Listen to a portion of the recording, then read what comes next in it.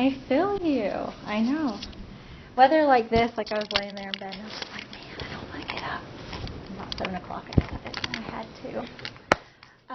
So a couple announcements before we get started. If y'all are part of the department, so Ag, Education, Leadership, Communications, any of those majors, if you didn't read the email from Dr. Terry this week, tonight is the ice cream social. We do this at the beginning of every fall, and it's not just like, hey, come get some ice cream. Like, there's all the fixins.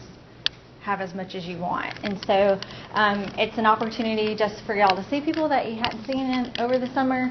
But two, after everybody gets their ice cream, we go into 101, and all the different clubs and organizations kind of talk about what they do. So it's a chance for you to kind of figure out where you might want to plug in the department, and kind of know what's going on when the groups are meeting for the first time, all that kind of stuff. So it doesn't usually last more than an hour. So plan on coming to that. Second thing, if you're an Ag Leadership major, Penny and Bill always have students at their house every semester, all the Ag Leadership students, and that is scheduled this fall for Thursday, September 20th. Go ahead and mark that day down. I'll have a little flyer that I'll put in Brightspace too, so you don't forget that date, but just go ahead and mark that out. Always good food. If y'all didn't know, Bill is a phenomenal cook. Usually he does most of it, and Penny will admit to that too. But she always helps out and does really good stuff as well. And then there's always a big cornhole tournament afterwards. So that's kind of become a big tradition among the Ag Leadership folks. Welcome to class. All right, so make sure you got that date down, and then we'll talk about the third announcement at the end. All right. Any questions from Tuesday that y'all can think of? Walked away from class and said, okay, I don't understand what's going on. Or is everybody good? Okay. Calvin, I'll get you a syllabus. We'll be good to go at the end of class. All right. So one thing I want to tell you guys is that because this is a theory and kind of context class, we will have lecture from time to time, but I hope that we break up class throughout with some activity, discussion, all that. But there will be some PowerPoints. Just like how we're going to post the videos on Friday from the week, I'll post the slides too. So I'm telling you that now, and that some of the slides may seem to have a lot of stuff on them. I don't want y'all to fret about trying to copy all of that down. What I do want y'all to do, though, is to have some paper out, take notes. But the notes that I want y'all to take are kind of these ad-lib things that we put to the slides. So then that way, when the slides get posted, you can kind of converge your notes together with it. The big thing about leadership theory from the get-go is that if you don't have examples for it, if you don't have stories to go along with it, if you don't remember the activities we do in class, sometimes it can seem like these big pie-in-the-sky ideas. And so I feel like I'd rather y'all spend more time in class writing down notes about the examples we talk about than to worry about getting all the nitty-gritty from the PowerPoints down. The other thing is that the PowerPoints are based off of your reading, and y'all are supposed to be doing the reading, right? So really no sense in us spending a ton of time in that, or y'all spending a lot of time taking notes on that. So we are diving into Chapter 1 today. I told y'all it's really important for you to be getting your textbook if you don't have it already. Make sure you've got it ordered and borrow one from a friend this week, because we're doing Chapter 1 today. Next week's all about Chapter 2. I'm going to go ahead and give y'all a hint. First quiz is going to be sometime next week, either Tuesday or Thursday, so 50-50 chance it's going to be one of those days, okay? So it's going to be important that y'all have Chapters 1 and 2 read to be prepared for that.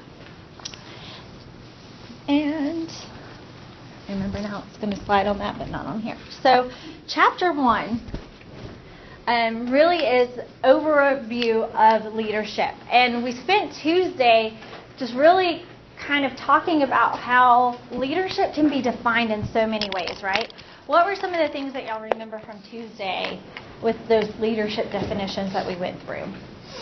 What really stuck out to y'all about some of them? Mutual. So some of the definitions really emphasize the idea that leadership is mutual, that it's this reciprocal relationship between a leader and a follower. What else did those definitions highlight? Influential. So a lot of them mentioned this idea that you can't be a leader, or we can't even talk about what leadership is if we don't talk about this idea that we're influencing. What were some things about some of the definitions y'all didn't like?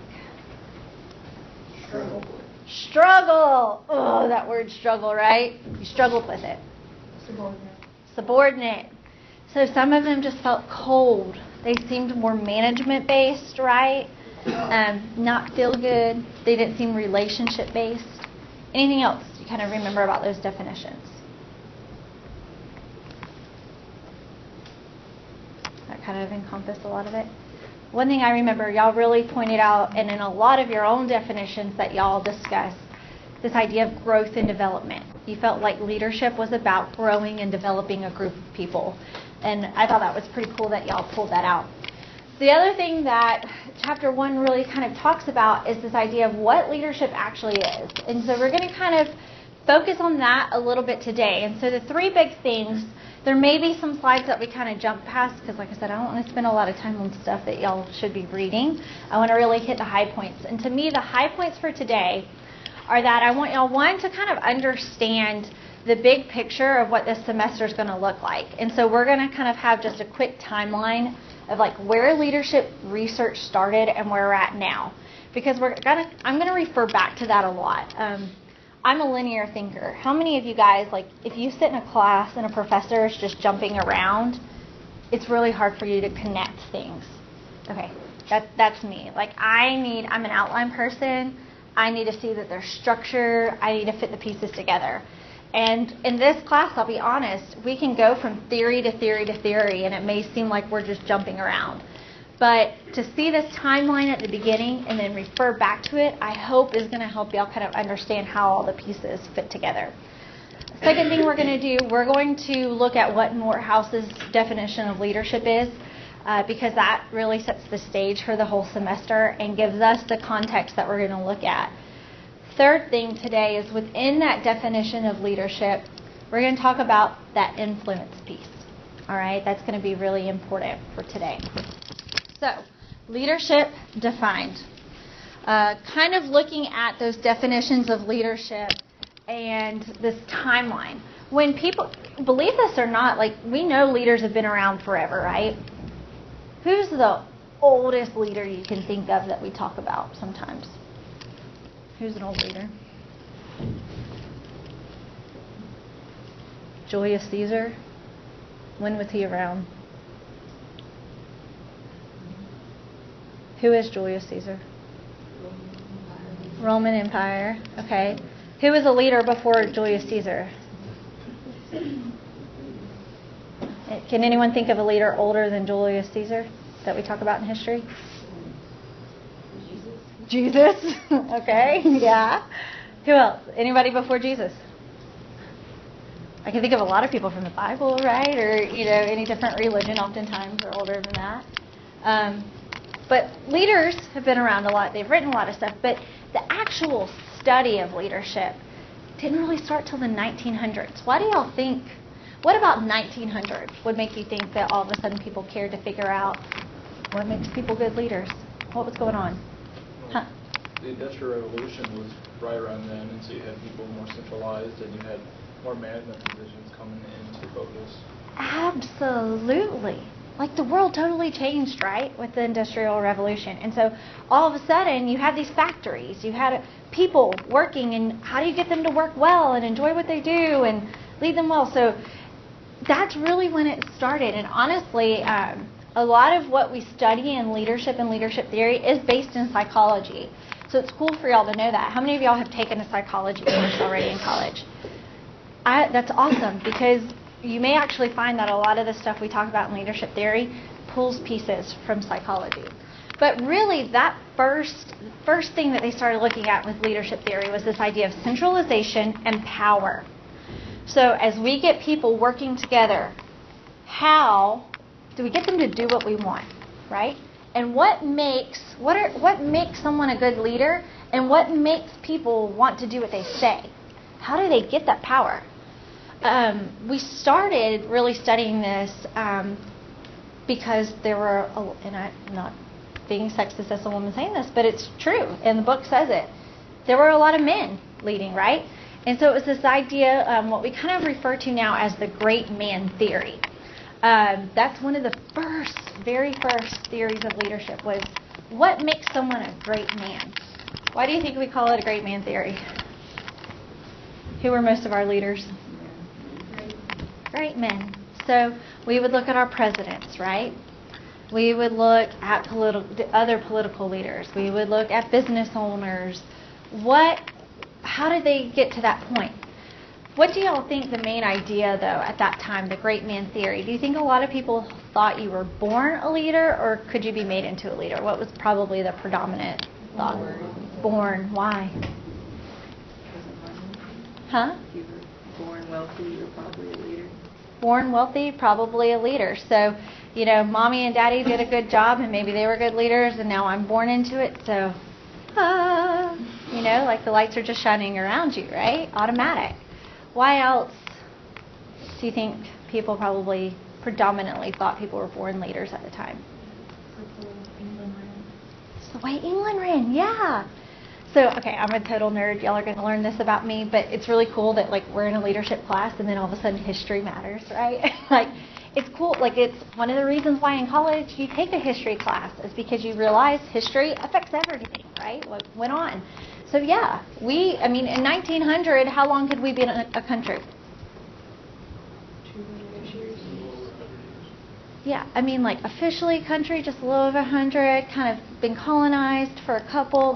We were still pretty connected to England, right? And England was ran by a monarchy. So, in that setting, only way you're a leader is if you happen to be born into it, right? So, great man theory again. And what they started to find is that, it was hard to describe. Okay, we're trying to say that, all right, if you just happen to have the good luck of good genes, right, you're going to be a leader. They started to realize, I don't know if that's true. Can y'all think of people who are born into leadership but not good leaders? Absolutely, right? It happens all the time. And so what they started to do is to say, okay, well, what is it about them? What is it about them that makes them a good leader? And this is what helps us transition into what we call the trait approach. And we're going to spend all next week really talking about this idea of trait approach and these different theories about what traits make people a good leader. A good synonym for trait, characteristics. So, off of the top of y'all's heads, what are some things that y'all think make good leaders? If you were to describe a good leader to me, what would you say? Huh? Honest. Huh? Responsible. Humble. Confident. Transparent. Dependable. Understanding. What about charismatic? Yeah. So, yeah, we could just list and list and list. But they started to really look at, okay, if we know these people are in leadership positions, can we identify what characteristics they have? Because if we can figure out a top 10 list of characteristics for a leader, then I should be able to hand that over and say, here, you want to be a leader? Do these things, right? Do y'all think it's that easy? No, right? Because there are some things that are just our personality, right? And it doesn't matter what we do. We're probably not going to be able to act out a trait, and we could, but is it going to be authentic? Probably not. So then they started looking at this idea of okay, maybe it's not so much about what or the characteristics. Maybe leadership is about what they do, the process. And so really, from the 1940s on, we started looking at leadership more as a process than as a descriptor. And the first thing was this idea of groups. How do groups work together? If we can discuss the dynamics and figure out the dynamics of groups, then we can help explain what makes someone start standing out as a leader in that group. Then we really looked, and again, even more so than just skills and processes. In the 1960s, we really decided to say, you know what, I think leadership's about behavior. What do y'all think we mean by that? Leadership's behavior.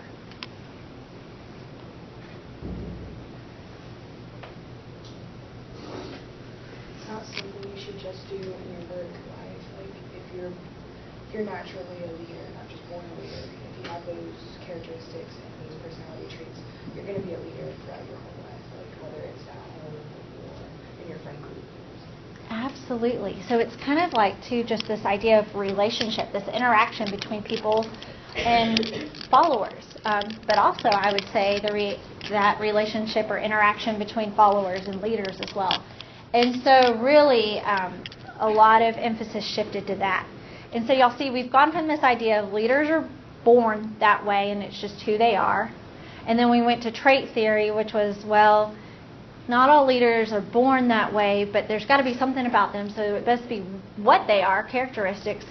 Well, that's not answering all of our questions. So maybe it's what they do. So it's more process, more behavior-based. And then in the 70s, we got this idea of organizational leadership. So it was this idea that leaders, aren't just influencing one-on-one, but they're affecting a culture of a whole unit. So when we hear that word organizational behavior or organizational leadership, a lot of times we want to think of organizations, right? Big companies, what have you. But what are some smaller examples of organizations? What organizations might y'all be a part of right now? Who in here is part of a student group on campus? Is that an organization? Yes. Who here works?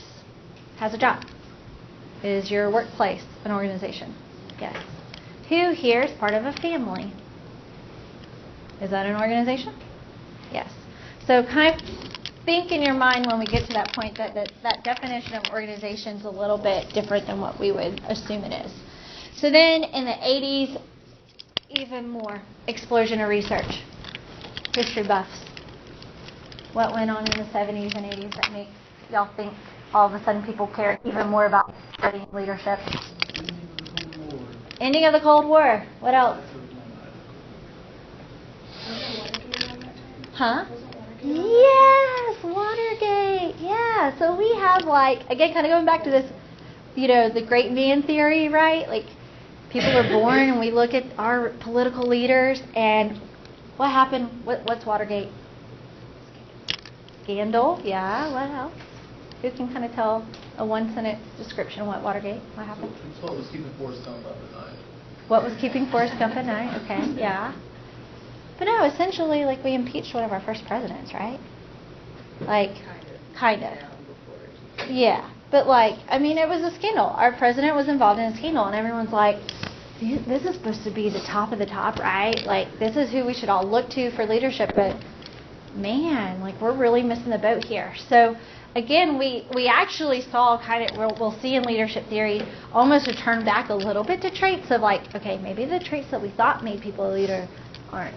So let's revise that list a little bit. But again, kind of more emphasis on influence, and then this is where we start to see this idea of transformational leadership. And a key thing to remember with that, this is kind of the era and time where, for the first time, we had this idea of ethical leadership. Okay?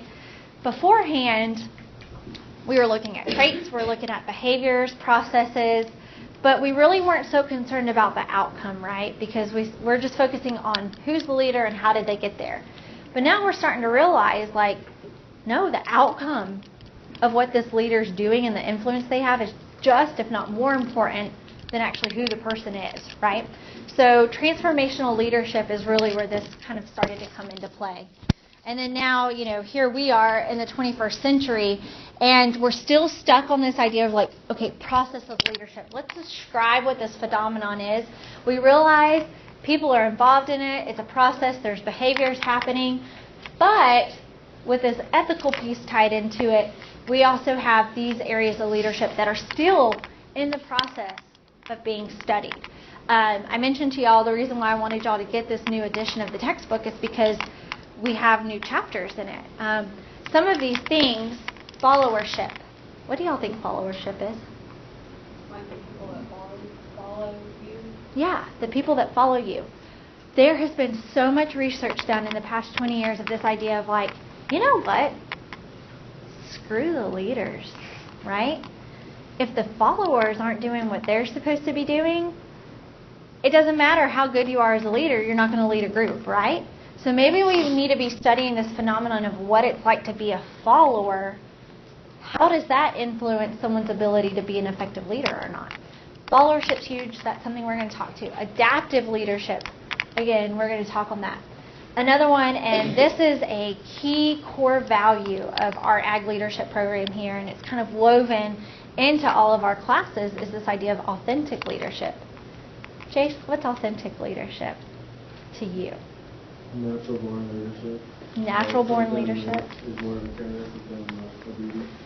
Yeah. So just who you are. What else? What else would y'all think authentic leadership is? Someone who doesn't have to put on an act. Someone who doesn't have to put on an act. I like the word transparency, right?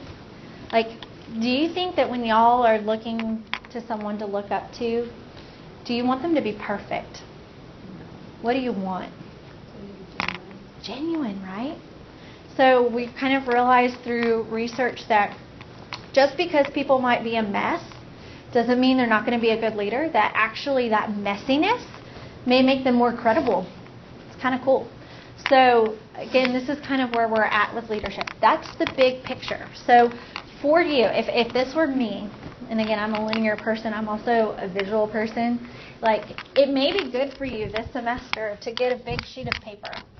And throughout the semester, maybe treat it like history class, like a timeline, right? And start over here, 1900, great man. And then say, okay, 1940s, we got to trait theory, right? And this is about the who. And then we jump over here and we start looking at behavior. And it's the what. And this can kind of be like one of those sheets that throughout the semester as we study trait theories and we talk about different theories within trait theory, you can add it to it. So you've kind of maybe got one place that you're condensing a lot of this information. And again, maybe it'll help you kind of put all the pieces of the puzzle together. But I'm not going to tell you how to do it. Everybody kind of takes notes and studies their own way. But that's one trick that I have found that helps me. Again, go back, see the big picture, and remember why we're studying all this stuff. So, conceptualizing leadership, we did that on Tuesday. We talked about how there's all these different ways to view leadership. Some people see it as this influence. Some people see it as really more management-based. This is what's important. And I probably would write this down in your notes, even though it's on the slide, because you're going to want to know this. You're probably going to see it on every exam this semester because it's that important. This is a definition of leadership that we're going to use in class this semester. Leadership is a process where an individual influences a group of individuals or people to achieve a common goal. A lot of y'all's definitions on Tuesday were so close to this, and I was really excited. So hopefully this should be something easy for y'all to remember. What to y'all are some of the key words that stand out in this definition? Common. Influences. Huh? Process. Yeah. So what does that right there, the fact that it includes the word process, if you were to say what era of leadership this definition probably ties into, what would you say? Trait or behavior?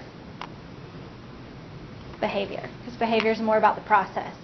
Okay? So that kind of is a ding-ding right there. So if you see definitions of leadership that don't include a word like process or anything like that, then you know that they may be more trait-minded versus being process-minded.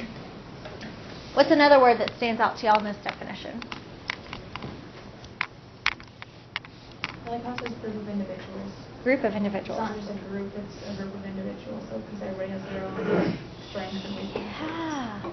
I really like that. You're the first person that's ever said that. The fact, a lot of people do focus on that word group.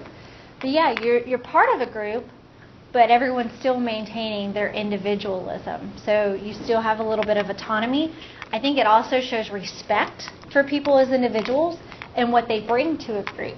And so leadership is, how do you get all of these different people who are together, and how do you help them achieve a common goal?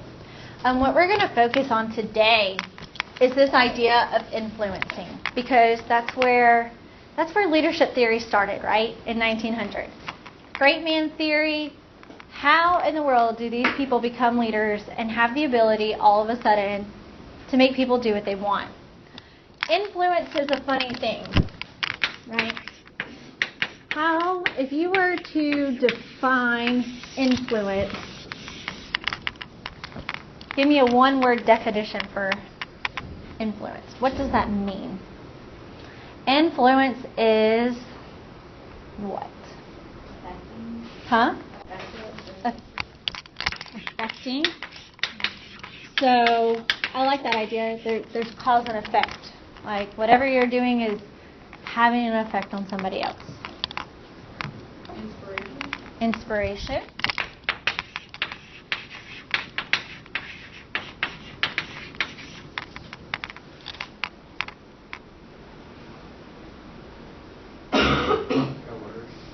Coercion.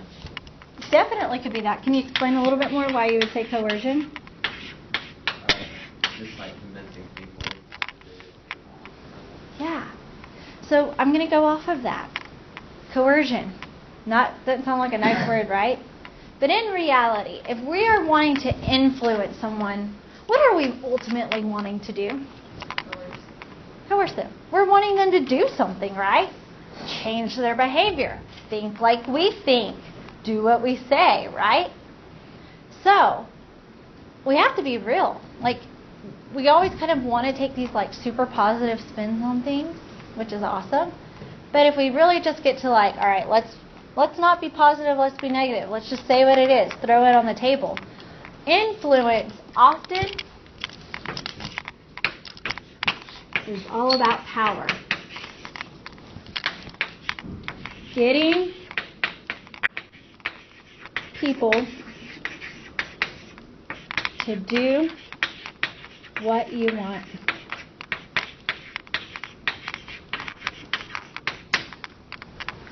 If you think that sounds nice, raise your hand.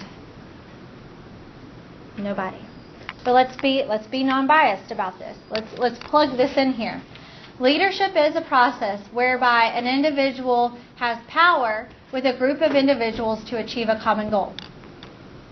Does that change the purpose or the meaning of that definition? No, right? Would y'all, if it said power instead of influence, y'all would probably say, yeah, they have the power to get people to work towards something. Leadership is a process whereby an individual gets a group of people to do what they want to achieve a common goal. Does that still fit? Yeah. So we kind of have to think about that. That's kind of, again, where we start with leadership theory is we're not taking we're not making moral judgments at the beginning, okay? So I want y'all to kind of start with that mindset in this class, is that I want y'all to be thinking critically about this stuff. So we're going to kind of remove the morality piece for a little bit at the beginning of the semester to say, okay, just what is it? I'm not going to determine what's good or bad, right or wrong, just what is it? How can we describe leadership in this phenomenon? And the first thing that we're going to say is that influence is power. And power is getting people to do what you want. And so this first bit of leadership theory is all about how in the world are some people able to get other people to do what they want to do. Let's think about this in your own life. Okay? Who is someone that you would say is a leader or has power over you? Your mother. How does your mother get you to do what she wants? She says it and I do it. All right? She gave birth to me. All right? She's your mom. She tells you to do it. You're not going to ask questions. You're going to do it. Okay? Anybody else's parent? How do they get you to do what they want? Right. They threaten, right? So some coercion, right? Coming back to what Gage said. Yeah? If you don't, I'm going to do this. There's going to be like some punishment or something involved. How else do parents get kids to do what they want? Like in that sense, there's someone that knows you better so they can hold things against you. You know what I mean? Yeah, they have some information. So, Well, my mom gets mad. She always does like, well, I'll just do it to myself, then you feel bad, or like, like the opposite effect Mhm. type thing. Anybody in here, when you're in school, if you got good grades, you got something, maybe money. For me, it was I got an ice cream cone at McDonald's. I thought that was cool, so there was some reward involved. There's a lot of ways that people are able to have this power, to have this influence. I'm quickly learning with my son. We're trying to potty train right now. And I thought that M&Ms were going to just be the bee's knees when it came to this. And it worked for like 2 days. My son cannot be bribed. So, kind of going to this idea of power. We have what we call in leadership theory power bases. Okay, and again, this is all about influence. There's 6 of them, but we're really going to focus on 5. This 6th one, information power, was added, about 10 years later. And really it was added with the technology boom that all of a sudden when people started having access to information, we realized that they had power over people. But it's, again, influence. We're hitting on this first part of the definition. How in the world can people have influence? How can they get people to do what they want? And it's these power bases. Referent power, expert power, legitimate power, reward power, coercive power. The article that y'all read, Pope Francis's power. Somebody kind of summarize that article for me, because maybe now it makes a little bit more sense. It was talking about soft power versus hard power. Somebody describe it for me. And kind of what's the essence of the article? Like with soft power, you kind of are geared towards people's preferences. You use what they like, not actually against them, but to get them to do what you want. Yeah. So how does this article describe Pope Francis? Who is Pope Francis? The Pope of the Catholic Church. The Pope, the leader of the Catholic Church. Okay, big deal, right? Worldwide leader, right? How does it describe him? What are the characteristics that they use to describe the Pope in this article? Humble. Huh? We said everything right up. Okay. Humble. How else? Magnetic. So he just has a fun personality, right? And thinks a little bit different on some things. What else? Authentic. Very authentic. Now, who do they contrast him to? Who's the other leader that this article talks about? Vladimir Putin and also Obama. Vladimir Putin's mentioned in it. Obama's mentioned in it. The Chinese president, Xi Jinping, is mentioned in it. How do they describe the Chinese president? Hard. How else? What do y'all know about Chinese government? What is it? Dictatorship, right? Okay. What else? So, what would y'all say if you were to just think about the world? What do most people probably think of when they think of powerful government leaders? Forceful, right? 100 years ago, or you think of the Roman Empire, right? Or the Greek Empire, go in and kill everybody and take their land and take over, right? Large and in charge and in control. But what is this article saying? What paradigm shift has kind of happened in the last 100 years?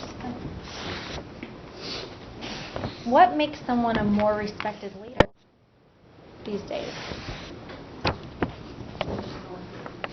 Huh? Being empowerful.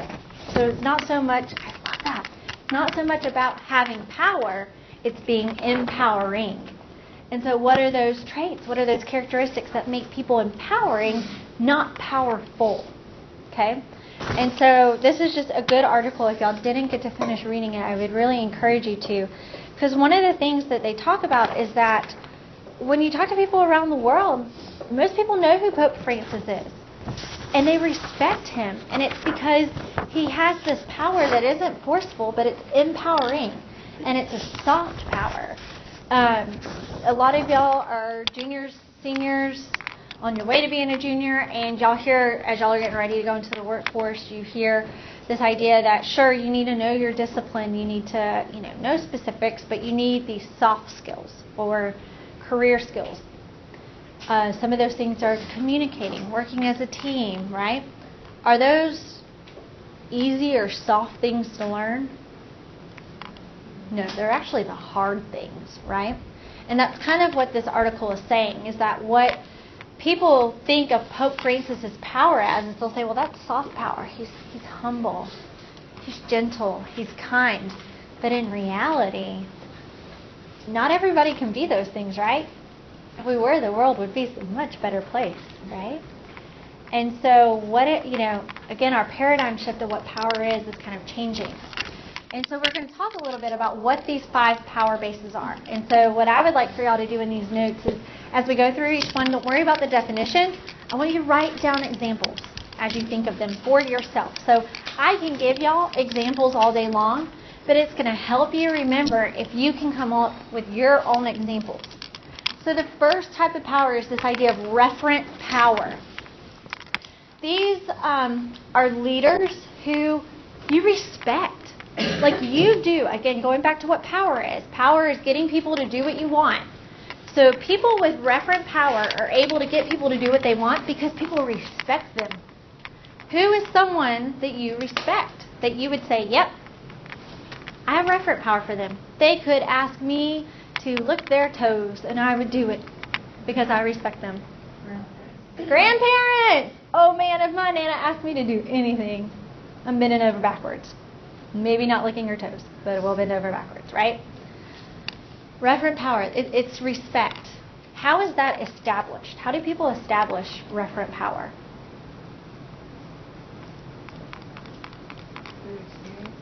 Through experiences? Absolutely.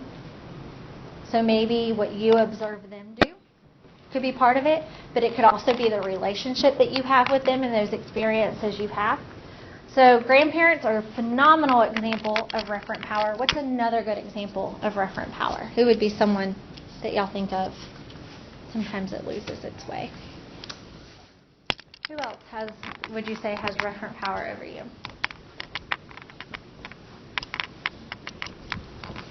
Susie, you gave the example of your mom earlier that she asks you to do something and you're going to do it. Yeah. Would you say you have referent power for your mom? Yes. Your dad. Your dad? So parents, family oftentimes fits into this. What about a mentor? Any of y'all have any mentors? Dr. Terry, yeah. Right? You respect them. And so they could ask you to come up here at 8 o'clock at night to do something and you'd say, yes, I will do it. Okay? Expert power. So people that have expert power, these are people who legitimately, they're confident in something, they have knowledge that nobody else has in this. And so simply because you know that they are great at it, you're going to do what they say. Right? Who is an example for you? Write it down. That would have someone who would have expert power. That if they told you the world was flat today, you wouldn't even question it because you know they're an expert. Hope they don't actually do that. But who would be someone you would think would have expert power? Dr. Stein. Huh? Dr. Stein. So anything he says related to animal science, right? You're going to write it down and you're going to say, okay, I'm taking this home and I'm going to think about how to integrate this into what I'm doing. This man's been doing it for eons. He knows his stuff. Yeah. Bill Gates, Steve Jobs, yeah. If they stand up in front of people and start talking about technology, you're going to listen, right? Do we have a lot of people that think they have expert power but don't? Yes. Who? Sometimes your boss. Macy? No. Markel totally just, yeah, it's not nice. Your boss. Okay, tell me about that. Sometimes they think they know things, and sometimes they're an older generation, so newer employees actually truly know more insight than what they think they do. Yeah. So that ties really good into our next one, that a boss may have legitimate power.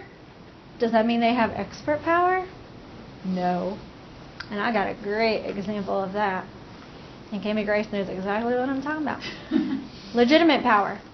people, it's position, right? So a lot of times we define leaders because we say they're in a position, so they must be a leader. Well, legitimate power recognizes that. So status, formal job, whatever, that authority is what gives them power to get people to do what they want. Who in your life has legitimate power over you? The boss, you. Who else? Me? Oh, heck yeah. How do I have legitimate power over y'all? I would argue with that. Jay says that I control your grade. I think you control your grade. You earn your grades. You know what to do in this class. But how do I have legitimate power over you? Because you teach what we're supposed to know. I teach what you're supposed to know. So, like, I could, know that there's going to be 10 questions on the exam about this and purposely not tell you or teach it just to get you, right? I would totally do that, right? Illegal. Huh? Could that be illegal? No. Yeah. Because it's probably in the book somewhere, and I did ask y'all to read. But no, I wouldn't do that to y'all. But legitimate power, right? Like, could I make your lives harder if I really wanted to? Yeah. Could I lock the door and not let you come in late, and then you'd miss out? Yeah. So I could choose to exert my legitimate power over y'all, but I'm not going to. Who else has legitimate power in your life? Landlords. Landlords. Oh my gosh, that's a great example. How do they have legitimate power? Like, they can tell you if you can't have a dog or you can't have a dog or that kind of thing. Or you can't have a dog, but then when you still try to sneak one in and then they see the dog poop outside, you get a $500 fine. Absolutely. I'm not speaking from experience. They kick you out for no reason. Yeah, like, decided to sell the complex today. You've got 2 days to get out. Yeah, possible. So legitimate power. Think of who that example in your life would be. The position, they really do have some type of formal authority. Reward power. So these are people who they get you to do what they want you to do because there's some incentive that they're able to provide. Rewards that they can give you, recognition. So it doesn't just have to be rewards. It can be awards. It can be recognition. Who has reward power? The university. The university. So what do? What are some ways that the university uses their reward power? Like, what are some things they do to get you to do what they want? Scholarships. They want you to get good grades. And it's not because they want OSU to look good. It's because they want you to graduate. They want you out of here. Love you. Love your tuition dollars for 4 years, 6 years, 8 years. But we really want you to graduate and get out of here. And so maybe if we offer an incentive, maybe if we give scholarships, maybe if we give some awards, Dean's honor roll, things like that, we can get you to do what we want. We can get you to make the grades you need to graduate. Great example. Who else has reward power? An employer. So this is kind of a cool thing to think about here is that people may not just have one type of power. They could actually have a couple, right? So an employer would have legitimate power, but then they may also have reward power. How so? Potential raises. Potential raises, yeah. You meet your quota for this quarter, you get a raise. You do what you're supposed to do, get extra vacation days. What are some examples in your own life that you think of? Someone who has reward power? Parents. Absolutely. So parents might not have referent power, but they may have reward power at times, right? So you're going to do what they say because you know you're going to get something out of it, even if you don't respect them, right? That's kind of the truth of it sometimes. Coercive power. So instead of rewarding, this person punishes. This, parents can be coercive too. Let's be real. Yeah? So coercive power. They get people to do what they want by punishing them, by penalizing them. Okay, this one gives an example of a coach. Right? Don't come to practice. Any of y'all play sports in high school? Okay. And I'll never forget. I played sports too. My volleyball coach had a rule that, like, if you were late to practice, even 5 minutes, like, you sat out the first part of the game. Well, I was in FFA. I always had practice, and I would say, hey, I've got practice tomorrow. Yeah, that's fine. I'd get to volleyball practice 5 minutes late. You're sitting out the first part, and I'm like, I'm the only setter on the team. Well, we had to have a little chat. She was a little coercive sometimes. But, yeah, coaches sometimes are good examples of that. Who else usually has coercive power? They use coercive power to get what they want. Sometimes law enforcement. Law enforcement, yeah. almost everything legally, law-related, society-related. We try to get people to do what we want by writing laws that then punish people, right? How many laws do we have? I just want y'all to think about this. My husband and I talk about this a lot because he's in healthcare. How different would the world be if instead of punishing people for doing things, if we rewarded people for doing the right thing? We'll get into motivation and intrinsic and extrinsic rewards, but man, instead of, making people's healthcare bills higher when they get sick, why not just go ahead and reward people who work out every day? Because wouldn't that in the long term make them healthier and they don't have to go to the doctor as much? No, we don't like that. It's not as immediate, right? Punishment's immediate. So law, a lot of times, any of those kind of things tend to be very coercive, use coercive power. All right, and that can get philosophical. We can talk about that another day. But information power, like I said, this is the sixth one that really has just kind of come up recently. It's been added. And it's this idea that as technology is increased, we all have a lot more access to information, right? And so if you have information that other people don't have, does that make you powerful? Can you use it against them? Absolutely. So you can hold on to that information. You know they need it. They know you want it. So it gives you some power. How do people use information power today? Who's someone around you that might have information power? The news. Yeah. So the news may kind of know what's going on behind the scenes, but what they choose to put out gives them a sense of power, right? But technology is allowing us to kind of combat that. It's also changing this idea that a lot of leaders used to really use this idea of legitimate power as their way to get people to do what they want. Because information and legitimate power oftentimes went together. If you were in a formal position, if you were the boss, if you were on a board, any of those things, you usually had access to information that other people didn't, and it was your responsibility to disseminate it. Well, in the workplace now, people can oftentimes find out whatever they want to find out. They don't need their boss to tell them at a weekly meeting what's going on, right? So they're starting to realize that as oftentimes followers are the people who have this information power, that they can't be relying on just using legitimate power anymore. So it's kind of interesting, again, this dynamic and how paradigms are changing. So power bases. Any questions about any of these power bases? And good examples. What I want y'all to think about now is if you've written the 6 of them down, divide them up into this, or kind of put notes beside them in this idea of that. Legitimate, reward, coercive, information. These are all kind of lumped together into what we call position powers.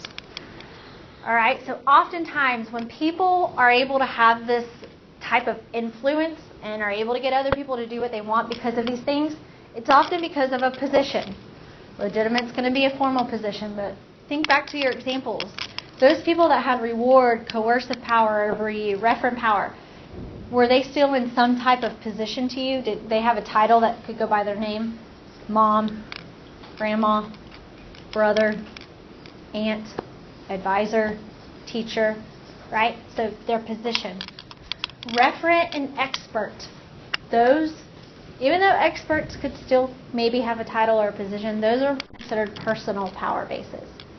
And the reason for that is that oftentimes that influence, that ability to get people to do what they want, is because they've been able to develop a relationship. Do you just think someone's an expert because of their title?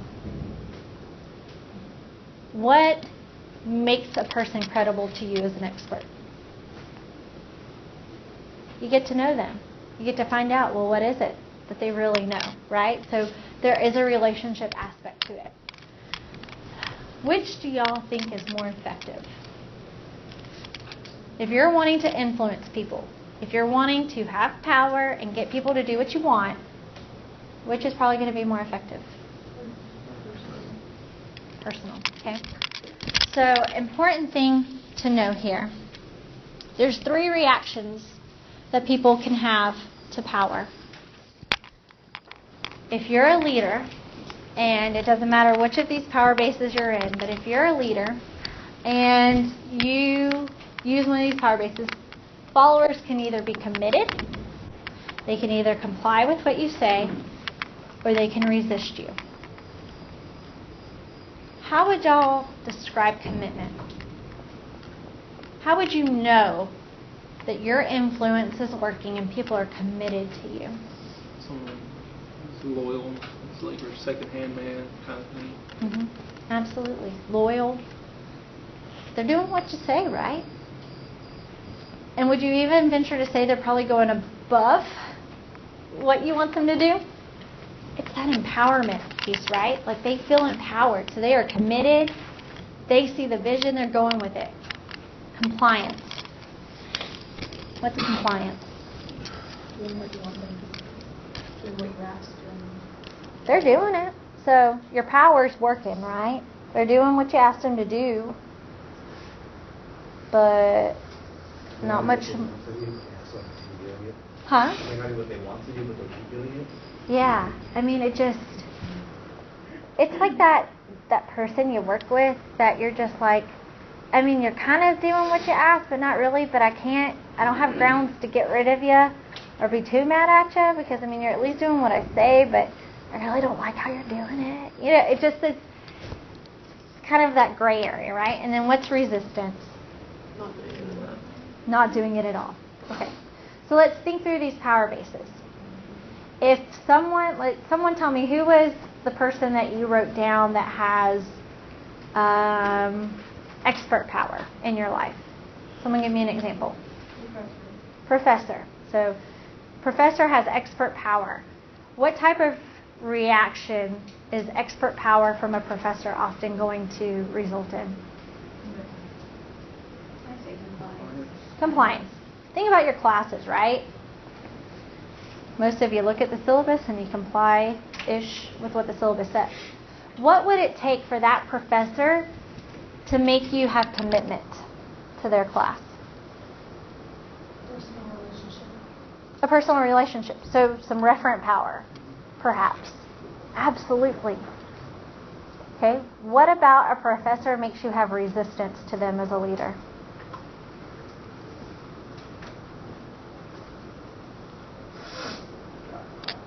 Huh? Drop the class. So, yeah. Well, like if a professor's coercive, you're probably gonna drop the class, right? So that's just kind of your act of resistance. Yeah. Right? Someone give me an example. Who did you write down as a person who has reward power over you? An employer, a boss, all right? What type of reaction do you often have to a boss who has reward power? Huh? Kiss up to him. So would you call that commitment or compliance? In between? In between. Yeah. Half and half? Yeah, it kind of depends on that relationship. Are y'all starting to see how important a relationship is? Yeah. That's been a big lesson for me. Yeah. What about an employer's reward power may make you have resistance to them? If they don't give you the reward that they promise. If they don't give the reward that they promise. What about unequal or unfairness? Right? I don't know about y'all, but I'm slowly learning, and this is very typical of like millennials. We are millennials. Do rewards matter a whole lot to us? Why not? You kind of outgrow them a little bit, like they lose their luster. Everybody gets one, right? Nobody can feel bad, so everybody's, like and it's so funny. Like, I love hearing old people talk about millennials because they'll be like, those millennials, they just think everybody gets a trophy. And I'm like, well, who bought the darn things? Right? We didn't buy our own trophies. But that's kind of how we raised. So it kind of, they lost their luster, right?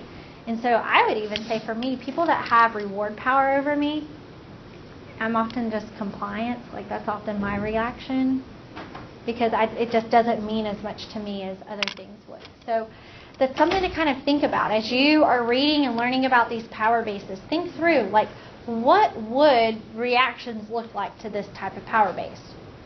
I want to do a little role play. Let me get 6 people. And if I don't have 6 people volunteer, I'll just pick. Ready to stand up? Yep, you're going to come up front.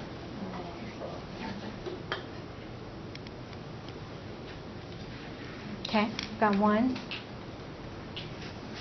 2,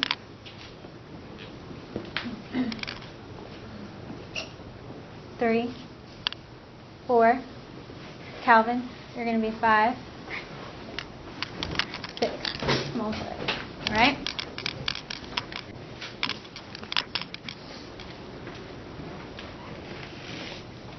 All right. For the next few minutes, you're going to be our dad. And you have 5 kids in college, bless you. And it's almost spring break time.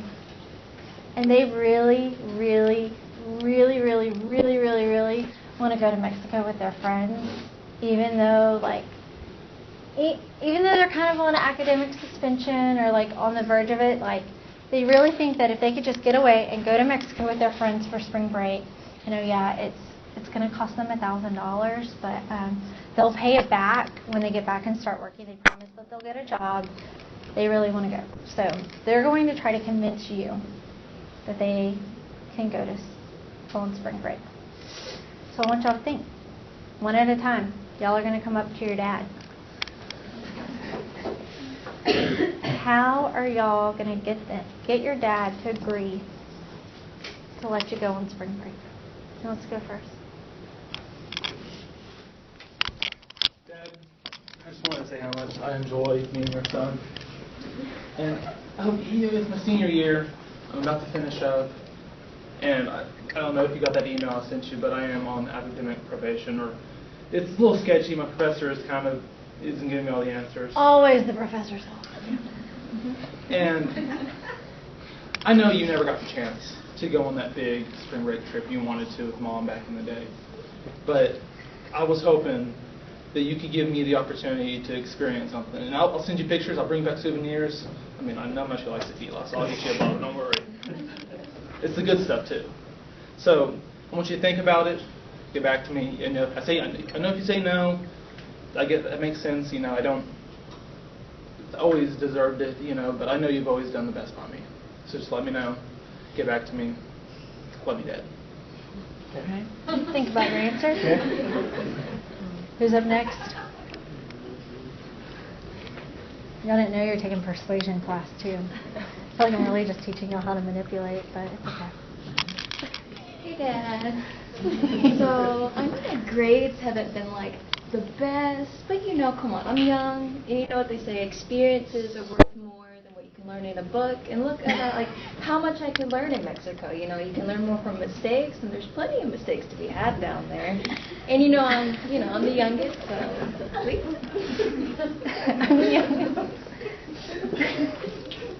Sorry, well, the youngest hearts count hurts the 3.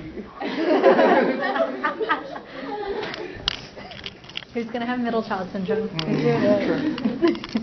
I know I'm the middle child, but I also know that I'm the favorite. And so, whereas my siblings, I know we've all kind of had this struggle from school where you're trying to find yourself, trying to find what you're passionate about, what job is just really going to drive you.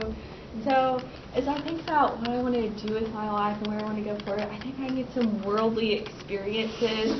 They say having an agricultural major, that one of the things they hear from employers a lot is that you don't have as much multicultural experience. You don't go out there into the world. So I think that if I spent my spring break in Mexico, it would be a great experience. I'd meet some wonderful people. I'd learn about some of their heritage and cultural practices. I would get a job once I got back and pay you back with interest. What the cost of the trip. So, I am the favorite. Think about my offer that I'm making. So while the trip costs $1,000, there's also a lot of really great volunteer opportunities while I'm in Mexico, while we're on the beaches. And not only would I be getting those experiences, I'd be helping the kids in Mexico enjoy more time. It's all about the kids. You should let me go to Mexico. I'm gonna take your bedroom ticket away.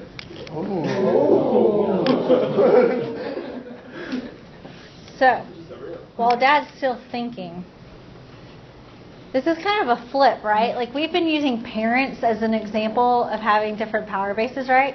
Are there ever times that y'all might have power with your parents? Yeah, right? Think about it. When you're trying to get people to do what you want, you're trying to have power. So you kind of are getting to make this choice, like what type of power are you going to use to get what you want? What are some examples y'all just saw there? What are some examples of power bases you just saw them use? What are reward? So I'm going to get a job. I'm going to pay you back with interest. Reward power. Great. And with tequila, yes.